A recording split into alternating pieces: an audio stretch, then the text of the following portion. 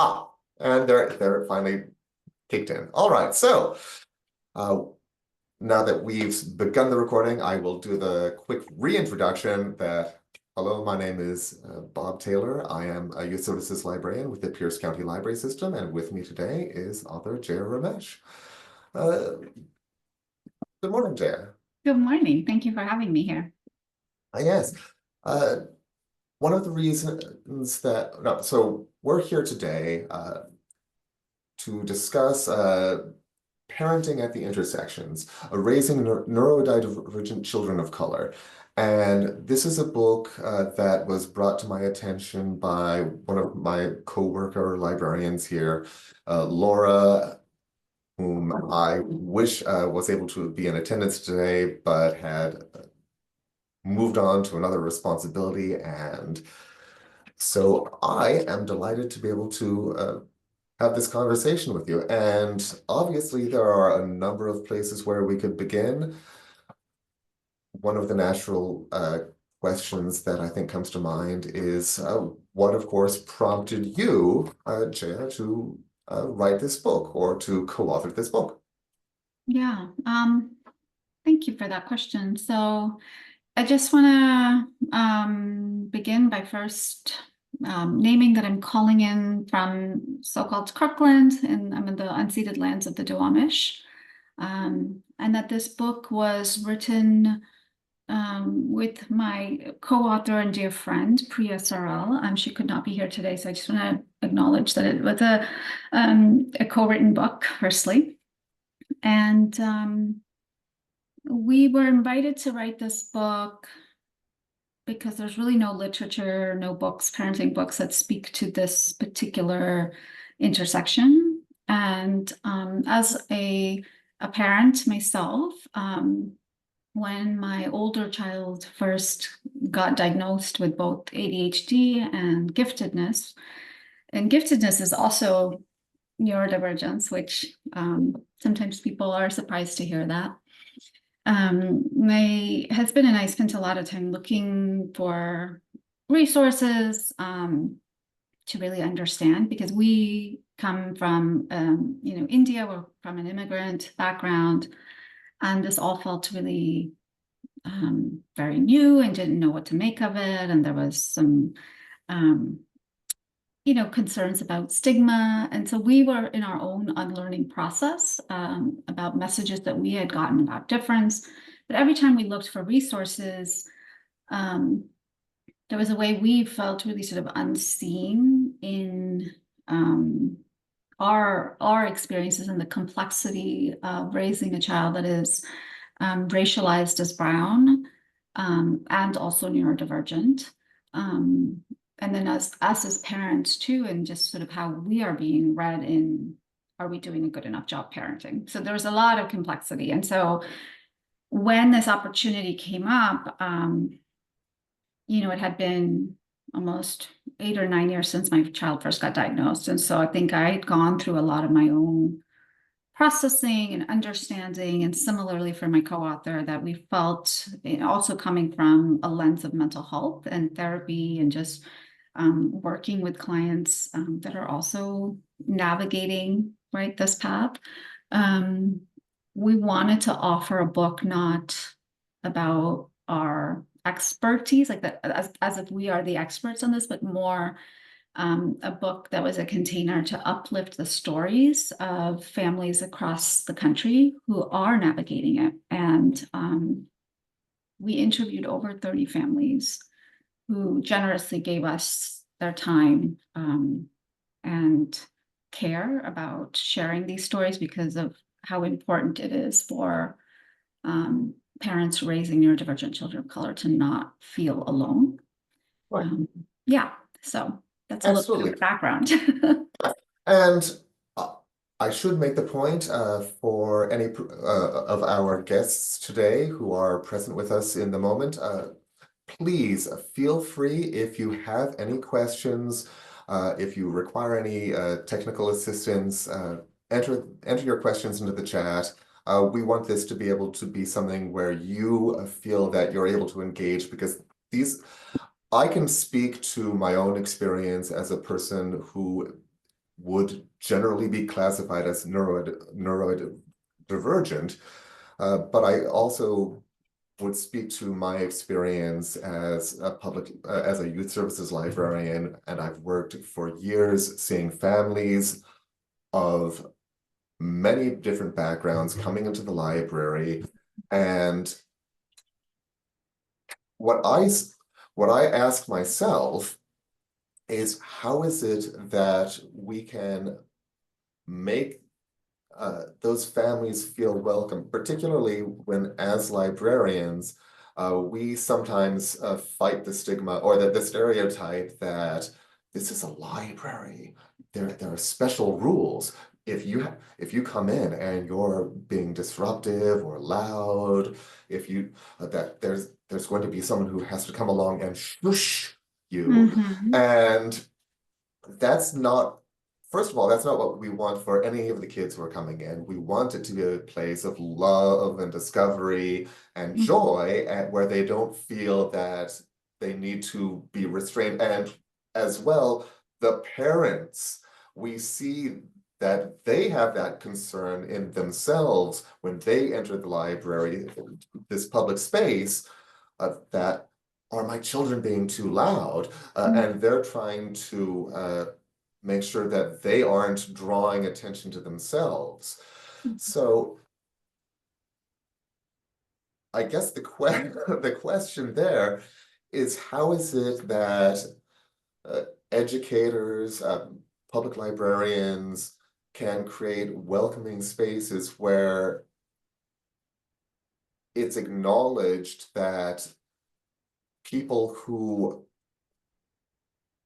and I meant to have a word earlier about, or of vocabulary, like the different vocabulary that we would use, and but we'll come back to that. But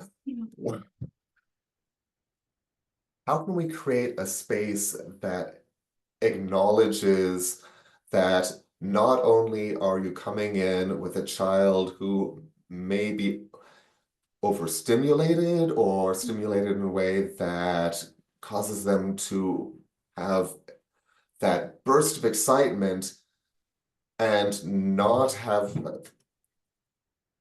that fear Mhm. in the child or the parent Mhm. of, how are people going to look at me? Are they going to assume that this is because I'm from a different culture?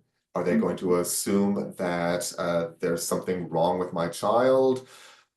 When, as I say, we are really trying to move away from the public library as being a place of quiet research to being a Mhm. place of community Mm. and inclusion. Mhm. Mhm. I'm really appreciating that you all are being so thoughtful about what is the space. Um, and I think to answer your question, I want to back up a little bit Oh, and yes. talk about one of the things we really put forth in this book is that parenting happens within a context of supremacy and capitalistic systems.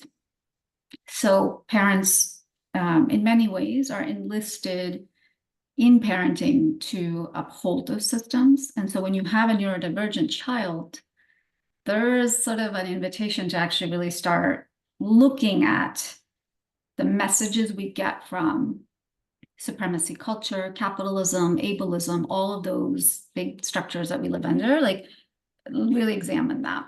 And we talk a lot about schools in this book, but I think a library is so interesting, right? And one of the things we're saying is that the institutions that parents have to navigate and negotiate are forged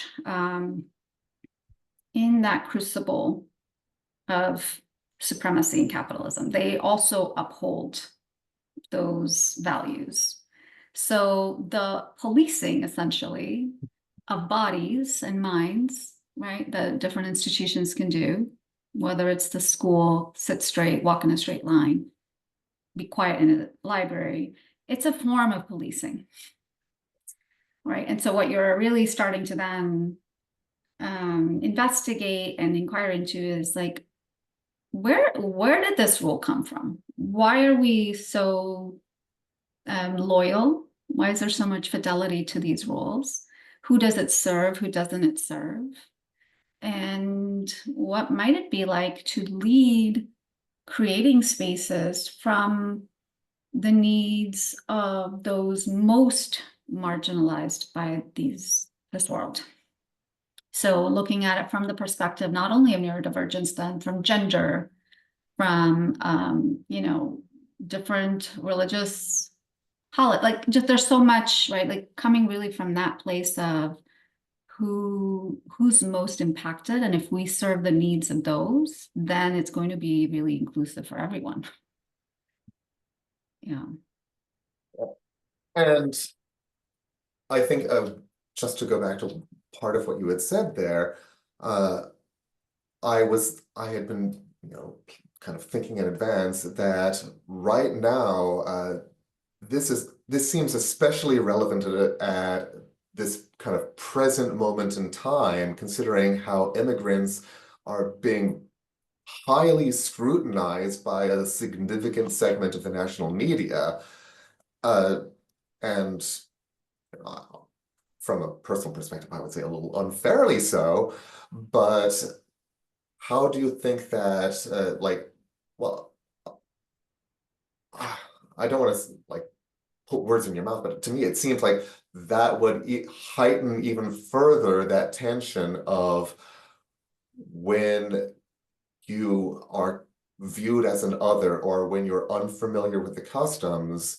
Mhm. Is there that fear that your child is going to be victimized further for that? Mhm. Say your question again. I think I'm. Uh, just that because, well, again, from my perspective, and when we're talking about structures of power and patriarchy and Mhm. the I know that I personally have a certain amount of privilege that with just a modicum of effort, I could probably blend in pretty well in just about any social setting here in the United States. Mhm. Whereas someone who has recently immigrated from another country Mhm. uh, is going to be unsure of, am I behaving properly? Uh, Mhm. is my child going to be viewed as being different, not and will their will will their neurodivergence Mhm. be dismissed or Mhm. overlooked Mhm. simply because people make assumptions about them based on their status as an immigrant or having come out of a different culture? Mhm. I mean, absolutely. I think that fear of belonging is there. And when you're immigrating, you're in a new culture, new context, and um, difference can be threatening, right? And so, yeah, I mean, I think it is really helpful when, like you're saying, folks who do have privilege or access in ways um, can have that understanding that like that's the place of like reflection of how am I using my programmed lens, and we all do this to assess the situation, and can I actually step out of my frame a little bit to see this from another person's perspective. And um and to me that's where stories and expressions of other people's experiences, like that is why this was so important for me and Priya, was that when we can hear stories from other people, their experiences, it is a way to build empathy. We can step outside of our frame, right? Oh, Yeah. absolutely. we're very aware of that, or right now in particular. This is kind of the time of year when we celebrate Banned Books Week and celebrate the freedom to read, because Mhm. as librarians, we very much celebrate uh, the benefit of exposing ourselves to the stories of others Mhm. and the variety that we have.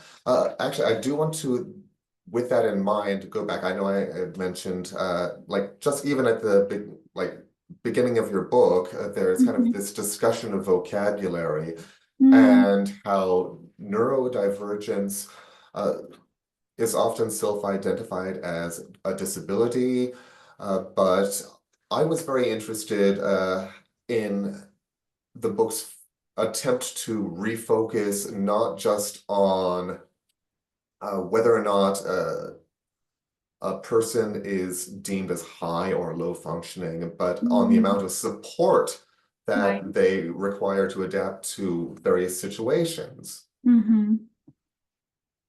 Was yeah. I mean, yeah, that is a shift. It's there is there's a lens around the social model of disability, which is that the disability is socially created, environmentally created, that there isn't an inherent disability, but then Well, there's there's also, there's a comparison to what is a so-called norm, and that right, itself is a social construct. right, but I think there's also a place where there are folks who are identified as, yeah, this disability is also in me. It's not just societally created. So I think that's a bigger, more nuanced conversation. Mhm. Um, but the high functioning versus high needs, where we're getting at is, there's a diversity in species across all species across the world. The pathologization, or like making something bad, like making any form of neurodivergence bad, happens when there is a social construction of what is norm, what is the thing that so that's why it's an interesting, we talk about neurodiversity as like there's diversity across everybody. But the divergence, there's always a question of what are we diverging from, right? And so the diverging from is this constructed norm, and that's constructed through the filter of white supremacy, capitalism, ableism, right? All of that. And And it's going to look very different from one country to another, and even within the United States, from one area to another. well, yes and no, but I think we're talking about how this norm is constructed through a larger, like white supremacy sort of goes across, right? Colonialism is across, ableism is across. So how it maybe manifests in different areas, maybe, but I think what we're saying is how the norm is constructed is through this filter of these systems. And so when people are away from the norm, the medical system, in conjunction with the prison system and the school systems, um, pathologize or problematize these different brains, right? And some of the terms that have come out of that is, when, especially in talking about autism, is this term of high functioning and low functioning. And the word functioning is problematic because it's really talking about how useful are you to this capitalistic system in terms of productivity. So it's a flipping of it and saying it's high needs and low needs. High needs based on, is the system actually meeting me? Low needs, so that's the shift. Yeah. Thank you. And I see that there was a question, and it goes, I think, back to the systems that we were just talking about. Mhm. Percy was asking, thank you, Percy, for this question. When you're raising a neurodivergent child of color, how do you help them navigate the world when the people and systems, like doctors, nurses, or even law enforcement, may not fully understand the unique challenges they face? How do you support them in a world that isn't always prepared to see their full potential? This is a great question. And I just want to It sounds like a big one. Yeah. it's a big one. It's a Yeah. great question. And to this day, I'm just wrangling with it. And I think Yeah. I'll speak to my experience, but I also speak to some of what we heard in the book from different parents. I also want to just name, I am, Indian American. There's a way that my kid and we get read a little bit differently than someone that is Black, Yes. someone that is Latinx. So there is also difference in the term BIPOC, and I really want to acknowledge Yes. that And piece. even within the structure of white supremacy, Mhm. there's that term model minority that's often Mhm. applied to Asian people of Asian Mhm. descent, which I think, uh, but yes, again, returning to that question, So I just want to locate myself so that I yes, don't feel like I'm speaking in a global way. I think right. I want to be Mhm. very careful about that. Um, I think there's a couple of things. One is when the world is holding up a broken mirror, it's really important that at home we actually reflect. And this, even just brings up emotions as I'm talking about it for myself. Like it's really important to reflect the goodness and the wholeness that are our children. So that's one piece. There is another piece where, there's constant navigation of when do you teach your child to uh, balk or fight the system? And when do you teach them to survive it? So that's a question that I think we've heard all parents really wrangle with that we've spoken to. If, one of our parents, um, who is a Black mother raising a Black autistic boy, is teaching her son to be very thoughtful about engagements with the police, because that is, yeah, the system is, it's carceral and it's terrible, but she wants her son to come home. So that's an act of um like, how do I survive this, right? But at the same time, I'm going to pull my kid out of the school system, the public school system, and we're going to do a different thing around schooling. That's a way to say we're not actually going to, follow suit with it. So I don't have a packed answer here. What I'm trying to Right. say is I think the fine line is navigating that tension, and at home really reflecting your child's goodness and loving on them and creating that community for them that will also reflect that back. Um, I want to make sure I address this person's, was there, I think it's in the chat. I just want to make sure I read the whole thing. Yes, it was. Yeah, Do you have it in front of you? I do. I do. Uh, And so I think the other piece I would yeah. say is that as parents, I'm not sure if this writer is a parent or yeah, but as parents, a big role is advocacy. And depending on the age of your child, where they are in their developmental arc, I think it's a lot of early advocacy, but also teaching them to advocate for themselves too. Um, and I have found it's a lot of education. I'm having to educate, and I've heard a lot of parents talk about this, about this is my child, this is how they respond best. And that is super exhausting for parents to always be doing that. And that's partly why we actually wrote this book for educators and doctors and folks in the carceral system to kind of have that perspective. Yes. Uh, I also, from my reading of it, it seemed as though because there were so few books that addressed the Mhm. unique needs of because they would that I think, as you said, that there are so many kind of cookie cutter solutions that are offered that parents who are raising children, neurodivergent children of color, need to trust their own instinct and that the support and love that they naturally feel for them Right. will serve them.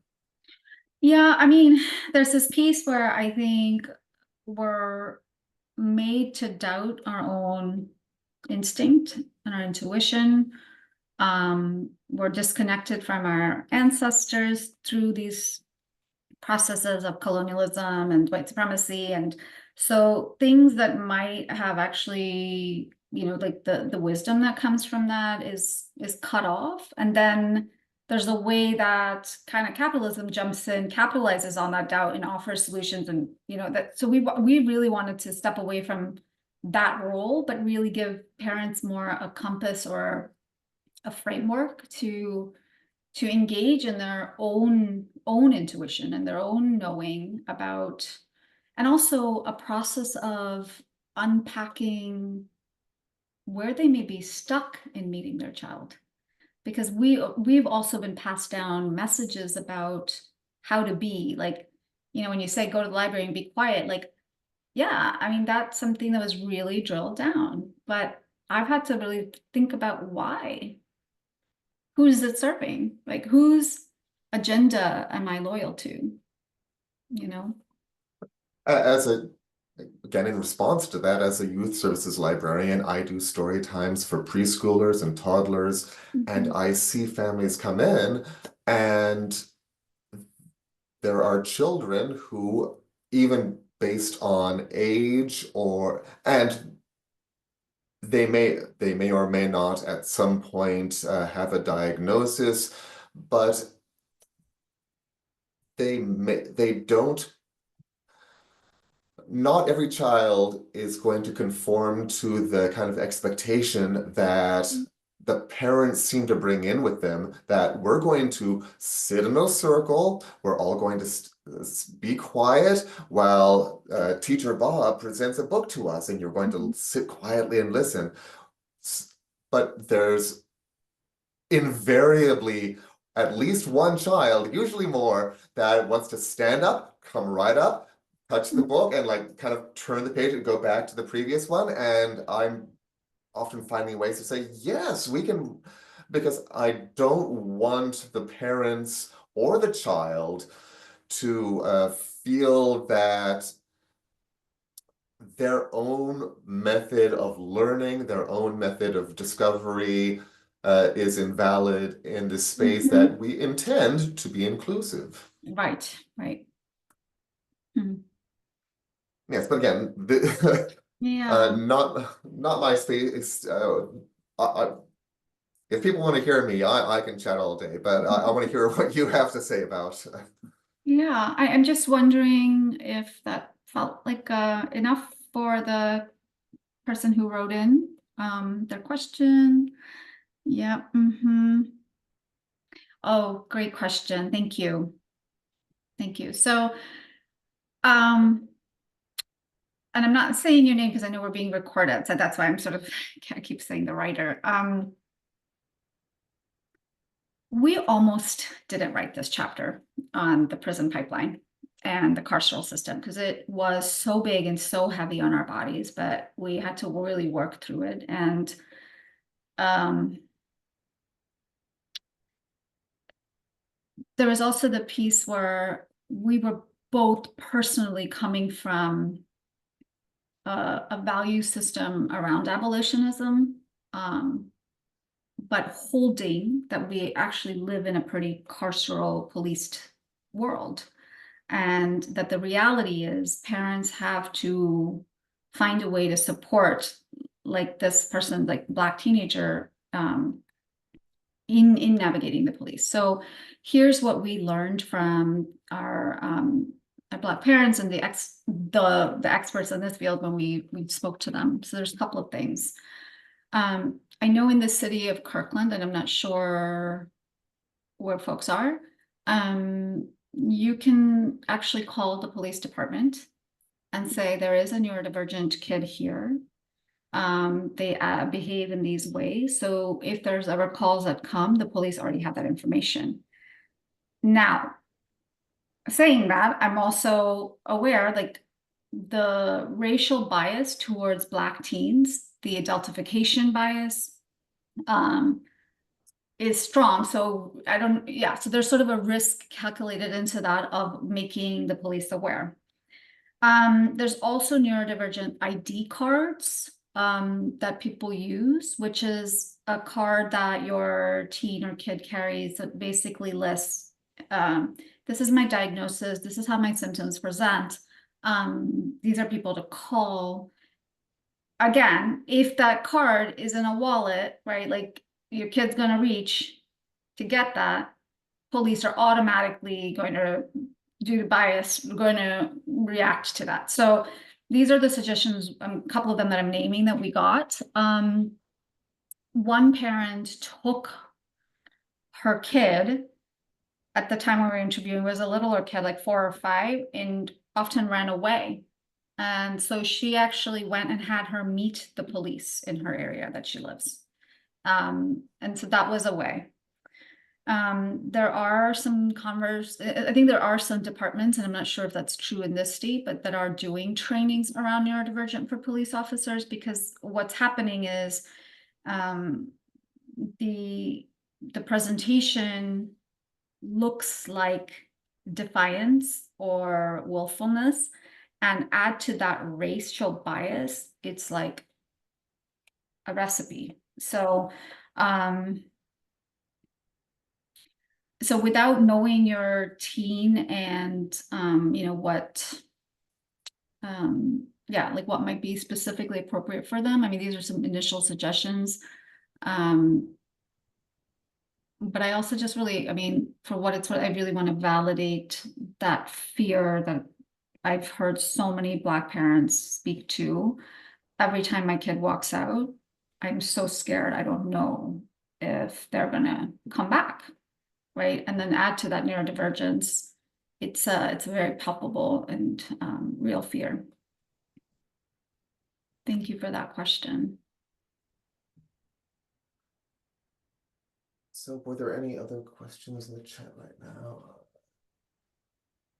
Well, I don't see anything else right this second. I about halfway through the book, I had made a note about this, and this is my own curiosity. There was a section on the benefits of social media and video games. And maybe it's my own personal interest in and kind of understanding how that plays out. Is there an aspect that, in addition to being able to withdraw from a world that maybe they're uncomfortable dealing with it in the moment, but are they then able to have a social identity online that doesn't suffer from the same immediate prejudices or stigmas if they can maintain a certain amount of anonymity? Yeah, this is a big topic. And what we found is, so before I share what parents are, you know, contending with, we wanted to really lay out the landscape. It wasn't, we don't really have sort of a, this is the right way to engage with social media and this is the wrong way. But we wanted parents to have the right information in making the decision and based on who your kid is. So really talking about how social media created, like how does it really play on dopamine, right? What are dark patterns, like really giving sort of information around it, but then also juxtaposing that with like what are the benefits for kids who are otherwise ostracized or don't have community? Like how can it be a place where they do find like-minded folks, right? And at the same time, it's also a site where there's a lot of cyberbullying that happens. There's a lot of racism, right? Like Roblox is a video game that I think either the Pew Research or somebody found like it had some of the highest rates of like when the kids chat, there's a lot of like racism, homophobia. So that kind of exposure as well. And it's sort of you know, the thing with these platforms is that they invade all your spaces. It's not like back in the day when you go to school, you can leave the bullying at school. it's now following you everywhere. So there's so many factors to consider. And, you know, that what about different types of neurodivergent brains make it more, like more, like it is beneficial versus it's not. Like, what's the role of dopamine in that, right? And so where we found it's really useful is, and then the other thing is how parents can also, there's something that happens for parents when you see your kid lost in a world that's not yours, right? There's that attachment piece. And so how can we actually join our kids in this playground? It is a form of playground. What are the boundaries? What are the limits that we can set? How is it a conversation, or yeah, how do you be with your child as you navigate it? Yeah, it's a big thing. I mean, I know it's a big thing in our house. Like, how can we make sure it's a way that they're doing this healthily, you know? Well, as I was saying, I think there's potentially a benefit of anonymity, but as you point out so very clearly, with the anonymity that's available to a neurodivergent child, there's an anonymity that's available to others to kind of Yeah. create a permission structure to repeat and provoke and Mhm. cyberbully and just express hatred, which is Mhm. so I mean, unfortunate. I think I would just add this piece, which is I can really appreciate the community kids find, but I also think it's sort of like we're turning to this because there's ways in our outer community also, I think that we don't have ways for people to connect, whether it's due to access. Okay, if I go to this place, it's super bright lights, it's loud, I can't go, so it's easier for me to connect online. And Yeah. so there's something like a thing systemic that we're also naming here, which is spaces are not designed with folks with, you know, various needs. So Yes, that's actually something that we've dealt with at the library. And I know I see that there's another question here, yeah. but yes, uh, we've tried to find ways to be able to create a separate area. Often, we have study rooms. I've got the story time in one space. Often we say, we're going to, if necessary, have a study room where we can have the lights dim, where we're going to block off a window. If you just need a quiet time to step out, to be able to take your child and have that moment. Mhm. Uh, so yes, Mhm. I very much appreciate that. But the next question was from, oh, yes, as you know, there's a major movement for equity and inclusion across all of education. As educators, we are challenged to meet the special needs of all our students so that they can be successful. We want everyone to thrive, not simply survive, while also not being singled out for being different and requiring different types of support within the classroom. What are the best ways to work with neurodivergent students of color where they feel loved, accepted, and comfortable when it comes to learning? Mm. Again, a Big question, wonderful yeah. broad, yeah. And I'm not a teacher, and I think it's so I really deeply appreciate what teachers are doing. And what I've found in the school system, and I think this is sort of consistent, and like it all depends on the teacher, which I think is such a burden. So it's like, if you have a great teacher that's going to do all of these things that this person is naming, then you luck out, and then you may have a teacher. So what that reflects is it's not systematized, or it's not an institutional shift that is hopefully happening, as this person's saying that there's a major movement. Um,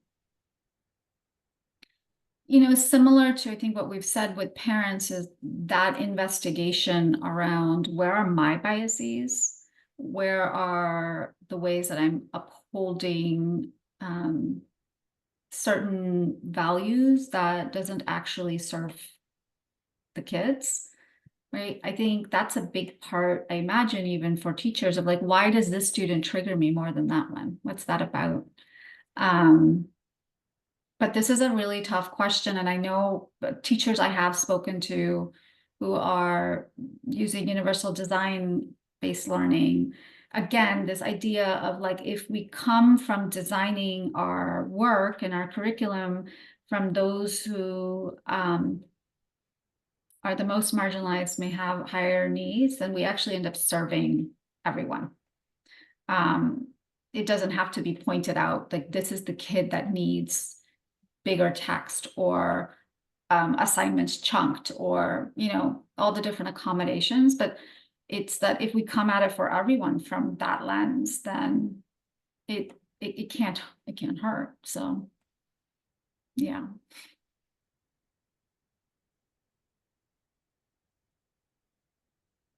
Right. Well, we are getting close to Mhm. the time. We want to acknowledge your time and thank you for making this available. We are going to end recording at this shortly, unless there are any last minute questions.